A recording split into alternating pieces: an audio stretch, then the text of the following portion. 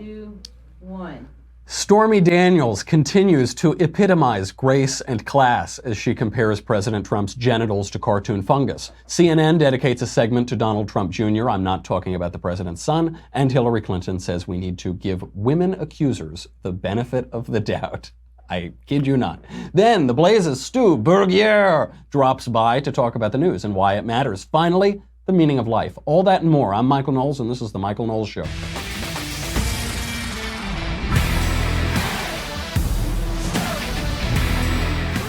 Buckle up, we're going below the belt today. It is going to be a saucy, saucy show. So the Brett Kavanaugh update. You know, Brett Kavanaugh, the absolutely unimpeachable, without blemish Supreme Court nominee. So they've made up some crazy stuff about him and they're trying to portray him as a rapist or something.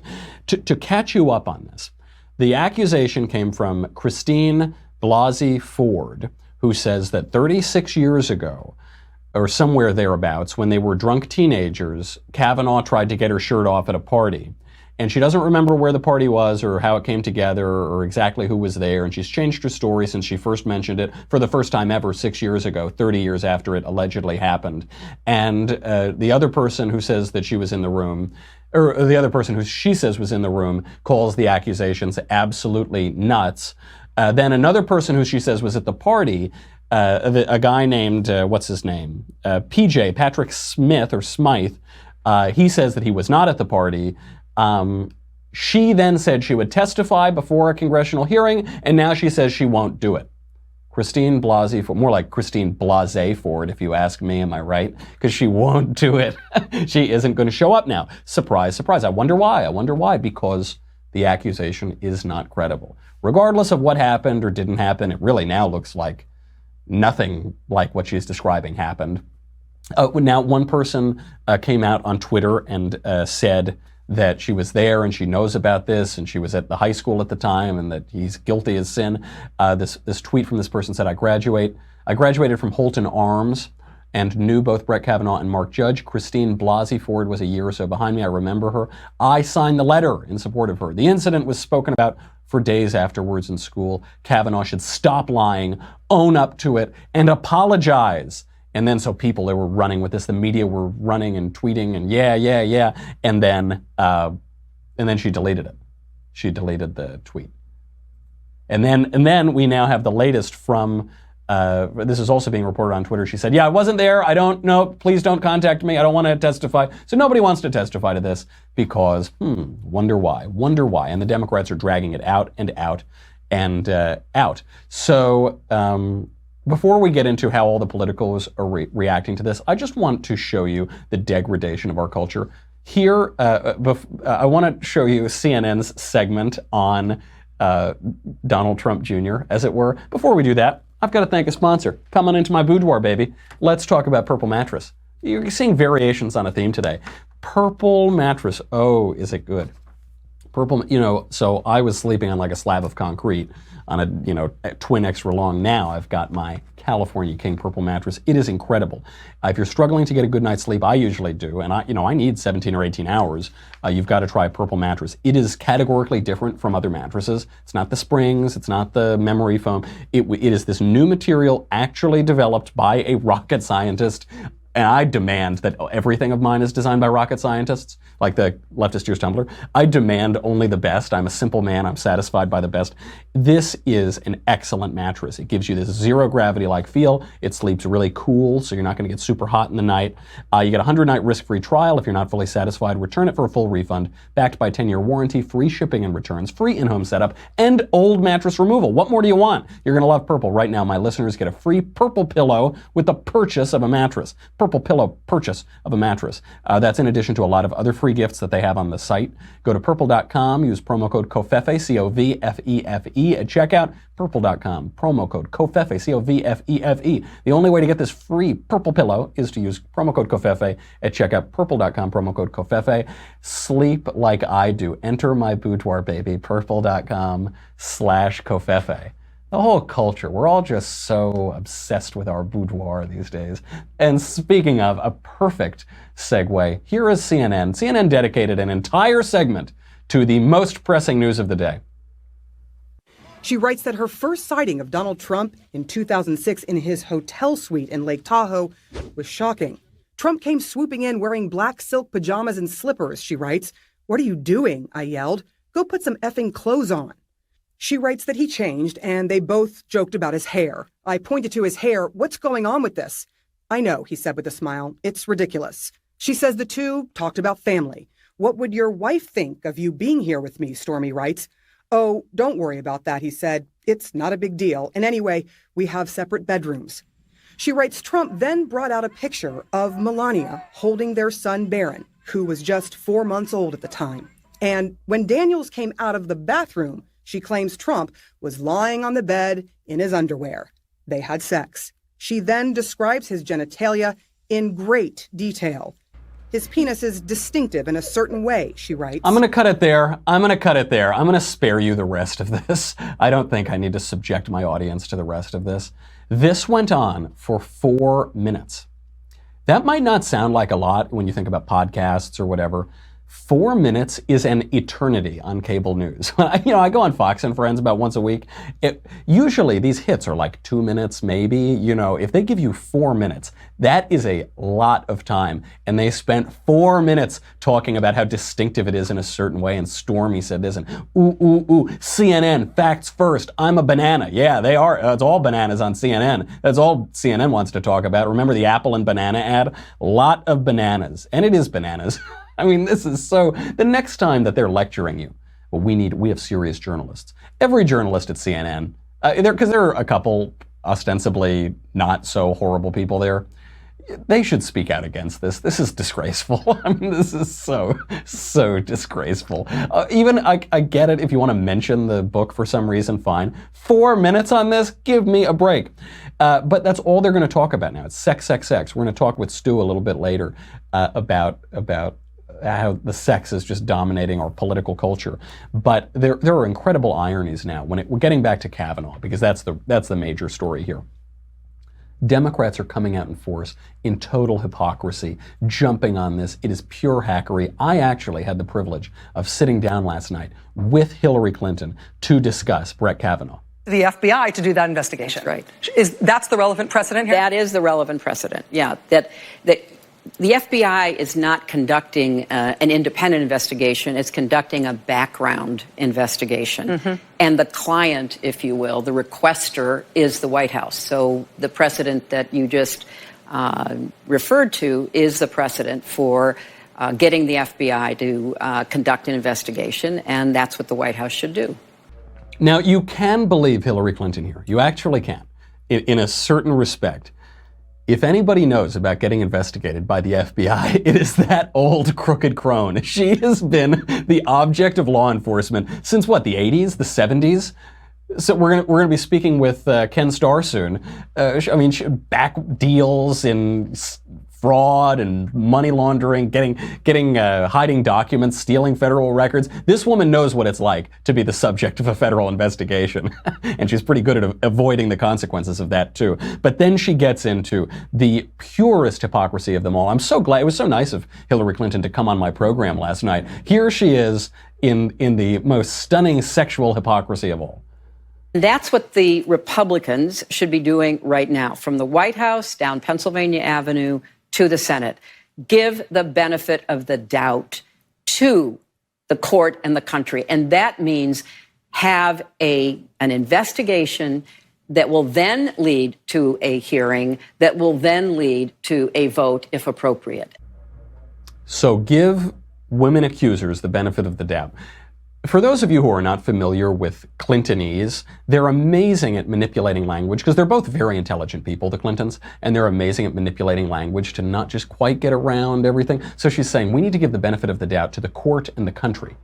What does that mean? If we're going to give the benefit of the doubt to the court, she should talk about how great Citizens United was, right? If we're going to give the benefit of the doubt to the country, she should talk about how great it was that they elected Trump, which she's really trying to say without saying, is give the benefit of the doubt to women accusers. But she can't quite say that because she smeared and slandered all of the credible accusers against her husband for decades. Jennifer Flowers, Kathleen Willey, Juanita Broaddrick, who accuses President Clinton of raping her. We spoke to Juanita Broaddrick on the show. She smeared them. Trailer park trash. Drag a $100 bill through a trailer park, and this is what you get. The bimbo eruption. She smeared all of them. So what we're now being told is that women who have credible accusations made in a timely manner with evidence, with witnesses against a powerful figure, they should not be believed. But a lady who shows up 5 minutes ago to say that a drunken teenager tried to take her top off 36 years ago, and she has no witnesses and can't give any details and won't speak. That woman is to be believed.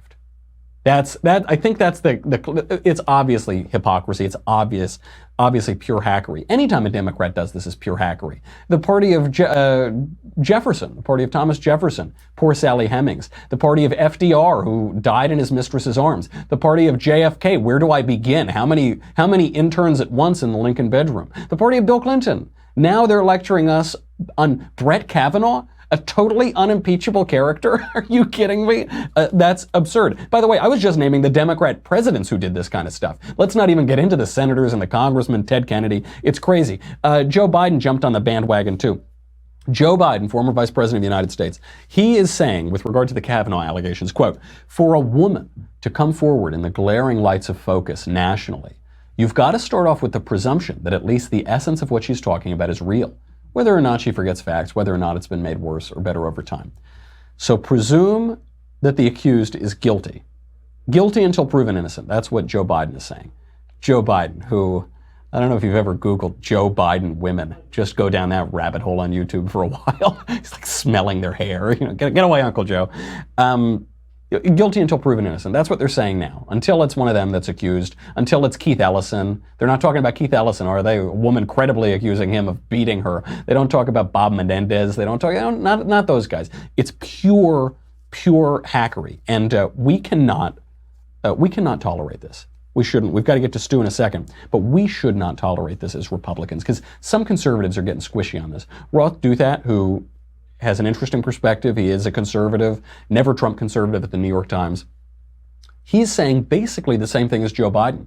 He's saying almost the same thing today, that that it's incumbent on Brett Kavanaugh, unfair as it may be, to prove that he didn't do it. To prove that he wasn't there, he didn't do it. No, it's not. No, it's not incumbent on him.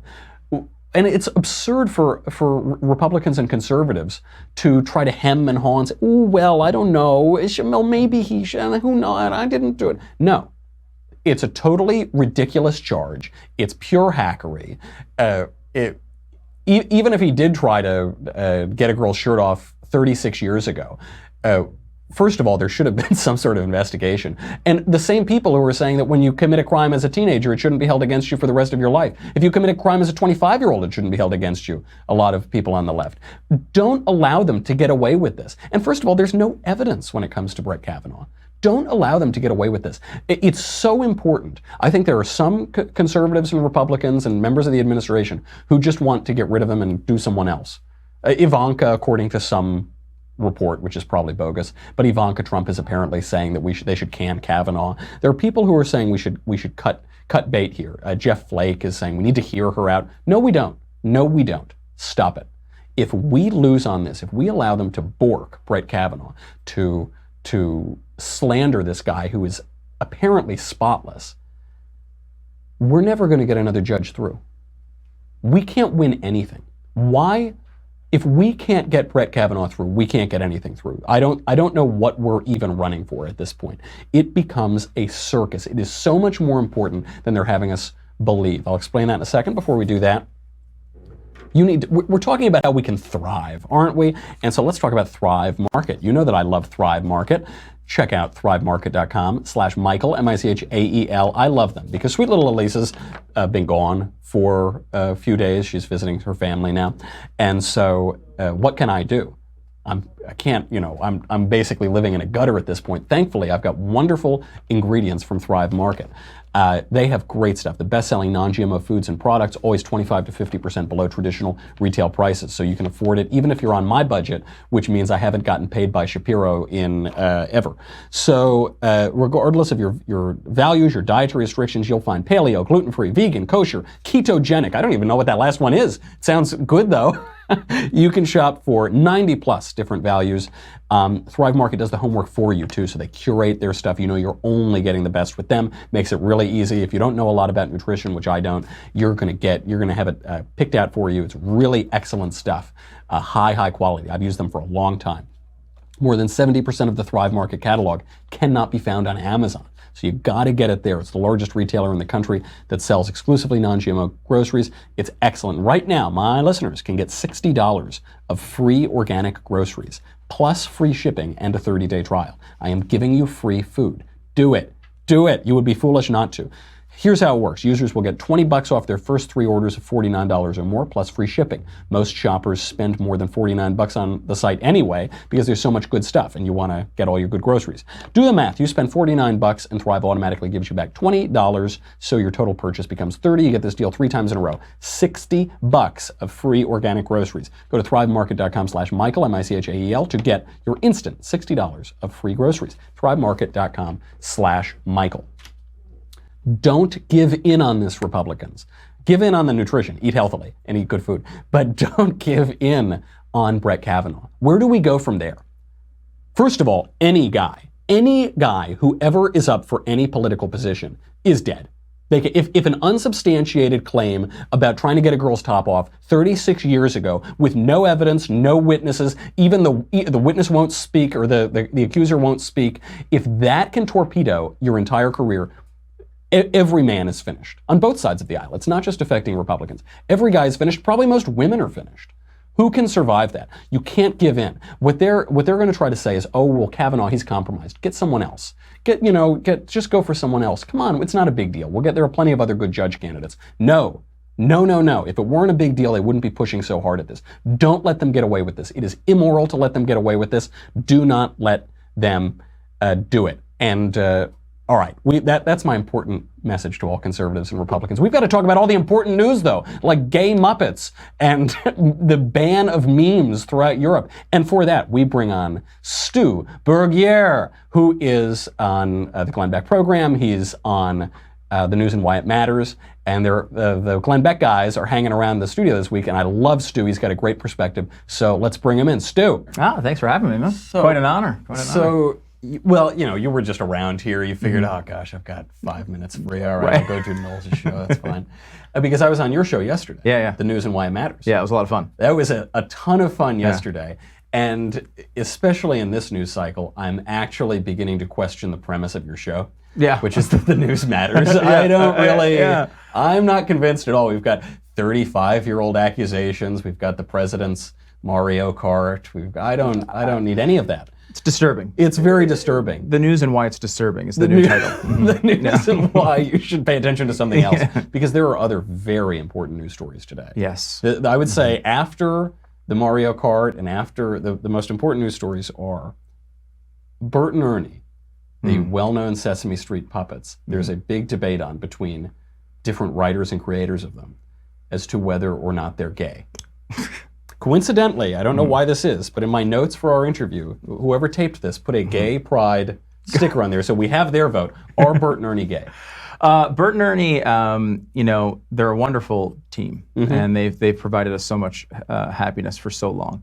I don't think they're gay, and here's my premise for this. Okay. The guy who created them said they're not gay.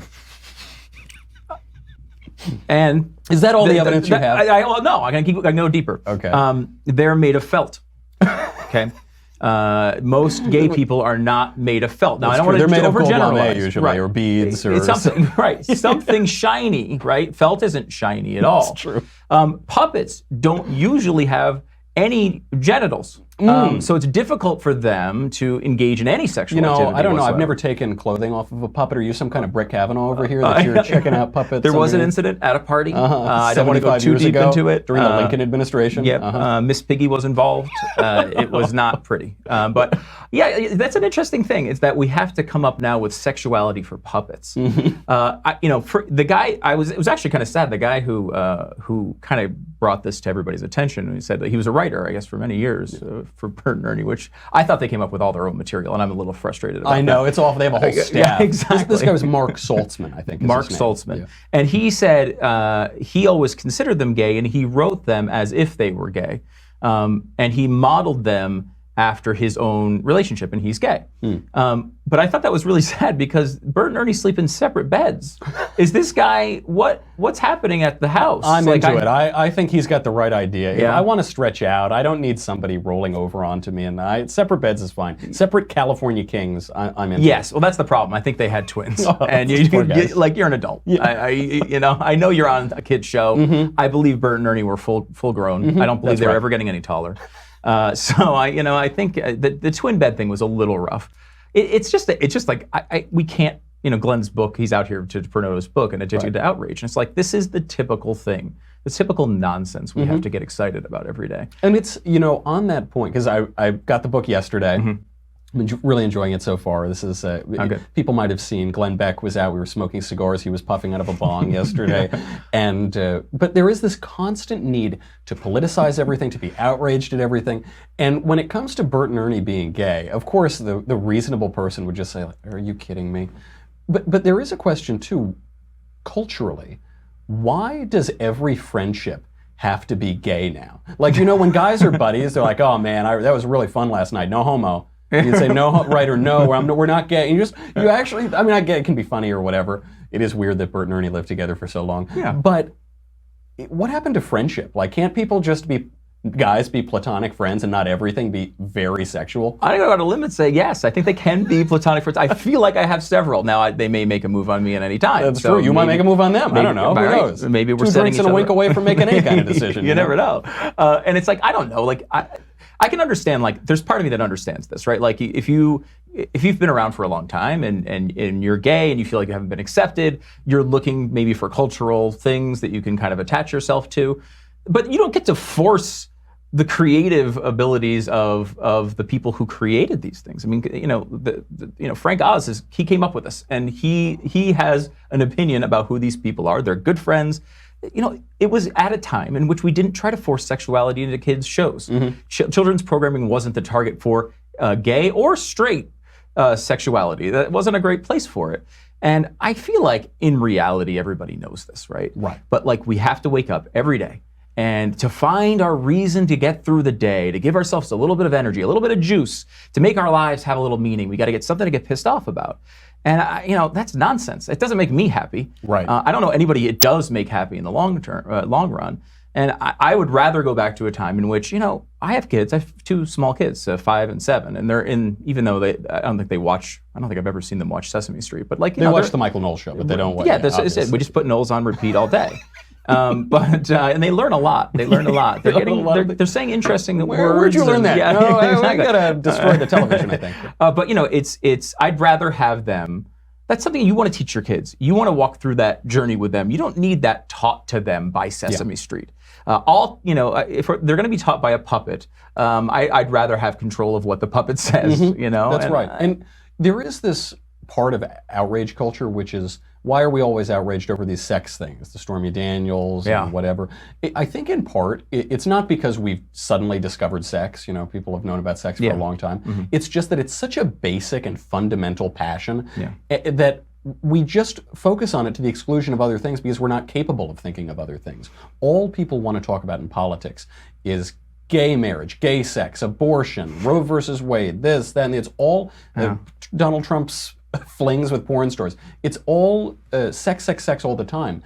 I think it might have to do with people not reading books or not having other interests or not maintaining other sorts of relationships. Right. I mean, like it's hard to get people's attention, right? You go into this, books are long, they're hard, they've got words, they're all over the place. There's almost no pictures in many of them. Oh, it's no. Not, yeah, it's Don't terrible. tell me that Glenn's it's book true. doesn't have any pictures. Oh, you don't want to see the pictures in Glenn book. You never want to see pictures of Glenn. That's a rule I always live by. But yeah, it's true. It actually takes time. And I think this happens so much in politics, right? Like where, you can go through how many times did we went deep into, into the Obamacare bill. You're going deep into all these like really in-depth, pieces of legislation that they're passing. And you get about halfway through some of these sentences and you feel like you look up and like just everyone's like dazed, they're on their phones, they've gone to, they're playing, Candy Crush, whatever they're doing. And sex can easily redirect that conversation. I mean, the Kavanaugh thing, like they tried going down the road of, he's, what they tried? They tried abortion. Partisan, they tried birth control. He'll overturn that, right. Right, like they went through all, no one was trying, and they weren't saying, hey, this guy doesn't know the Constitution. They weren't saying, hey, this guy's not qualified. They were like, hey, 36 years ago, this guy may have done something at a party, which we don't know when it was or where it was or, who was there. Why? And she doesn't really remember it. Yeah, she doesn't really remember it. And it's I don't know, get rid of him. And because that was the only thing that could get anyone's attention. If you're talking about the things a Supreme Court justice should actually be judged on, you get no audience. And it's frustrating. This happens way too much, and it happens on both sides at some level. But the media in particular, they will take every Donald Trump tweet and try to make the biggest thing in the world out of it. And it's like, what is he doing? They'll make this big thing about how he's so easy on Russia, right? Ignore his tweets. Ignore what he says. Just look at the actions of his administration. Actions. He's been tough on Russia. Sanctions all over the place. Much tougher than Barack Obama. Much tougher than Barack Obama. And, there's no recognition of that in the media, or at least it's very rare. And I think it's because, a tweet is like the ultimate journalist lazy tool. Right? Think about journalism 20 years ago. You'd have to go to a place and you'd have to find people who were there and you'd have to ask them questions and they'd blather on about nothing for a while. And then at the very end, they may say something that you have to pull out for TV. Now, go to Twitter, search key terms, find someone who says they were there, put it on the screen, your quote's done. You didn't even have to walk out of the room. That's right. And I feel like that now we're to the point where even with something like the presidency of the United States or any cultural issue, they just go on and they'll find a few tweets to support their case. And that's it. It's honestly just lazy, but it reinforces that addiction that we were talking about. People are just bouncing back and forth looking for that. Because outrage is lazy. Anybody can do it. Anybody can pretend to do it. And how dare you? How dare you? Sorry, I'm offending all of the outraged Americans. And I've noticed this on Twitter. I'm perfectly happy going hard, fighting for your team, fighting for your guys, not letting them railroad Kavanaugh, being a pugilist, punching back twice as hard. I'm all into that. But one should have some perspective, right? I always find on Twitter, if I'm genuinely getting angry, you have to get off Twitter. Yeah. You have to shut it down. Nothing good will come of that. But that seems like it's the whole media cycle now. It's all of the, certainly on the left. It's true on the right as well. And so if our news cycle has become outrage and tweets and memes, I want to focus on those last two parts, the tweets and the memes and the internet of it all. In the European Union right now, they are debating the important issues, not Russia encroaching on their borders, not the Islamic invasion, or the 65 terrorist attacks in the last 4 years. None of that. No, that's not No. They're going to ban memes. They're going to ban internet memes. This is a real thing. They're debating Article 13 to censor internet memes. What is this about? Well, I mean, they say it's about copyright, right? And because, if you have a meme of The Office, well, then The Office really owns that still shot that you're posting and putting print on. I mean, but that seems to be just a scam, right?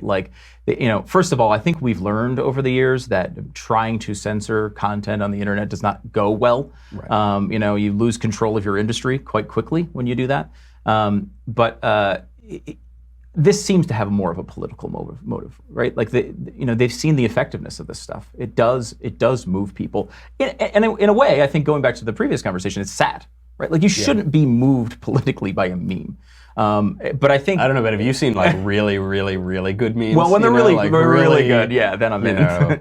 But it's kind of ridiculous, right? You should be moved by a book. You should be moved by a Supreme Court argument. You should not be moved by a picture from Parks and Rec. Well, what about the one of the guy with the girl and he's looking at the one girl, but he's holding the hand of the? I mean, I don't know. That's very convincing. That's an exception. You bring up the one exception. Yes, that is hard cases make bad law. I feel like our new Constitution should just be that picture, and we should just be like freedom on one side and communism on the other. And that's just the whole thing. Maybe if someone would read it, then it would be interesting. But yeah, I think that they've seen the success of this and how they can get people to move really quickly. A lot of times to ideas that weren't really considered, kind of in the Overton window of politics before. Right. And that scares an organization like the EU, which I would argue should ban itself and just go away. Right, of course. Right, that would be my idea. But it's like they want to make sure that they have that control. These things that come up, they're going to try to push them down however they can. That the closer they are to control over these arguments, the better and more secure they feel. And I think it's connected to the outrage. I think the two are, because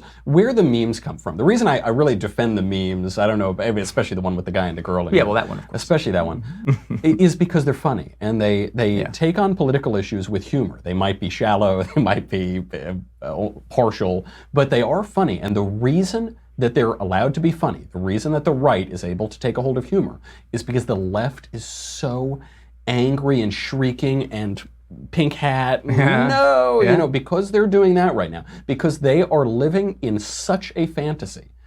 We're allowed to make fun of them, and it works. It's really funny. And so I see this move by the EU, which is the archetypal tyrannical, octopus body, as a representative of the left, which is trying to censor all of that, censor that humor, shut it down, shut down Twitter accounts, shut down conservative speakers on campuses. I don't think that works for them in the long run. I don't think that censorship is a winning platform.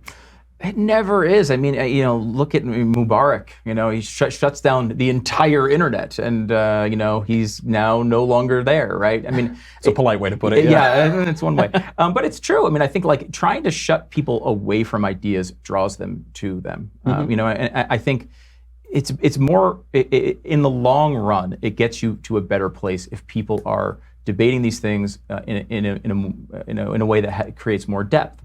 But you have to get people in the door. We did this going back, I'm on the Glenn Beck program as well, and it's like, this is kind of the philosophy of the show from its very beginning, which was the fusion of entertainment and enlightenment. It's like you go in there and like you're going to grab the people at some level with being silly and having fun with these things.